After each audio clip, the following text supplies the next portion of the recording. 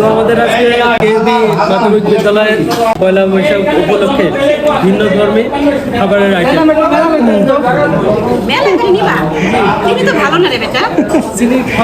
ডায়াবেটিসের সমস্যা নেই ম্যাডাম।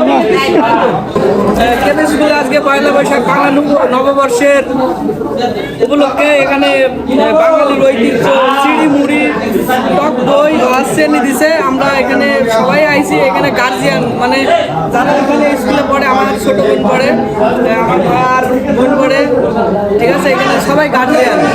এখানে বাঙালির ঐতিহ্য একটা পয়লা বৈশাখের যে খাবার মিষ্টি মুখ সেটা দিয়েছে, সারা ভালো একটা ব্যবস্থা করছে।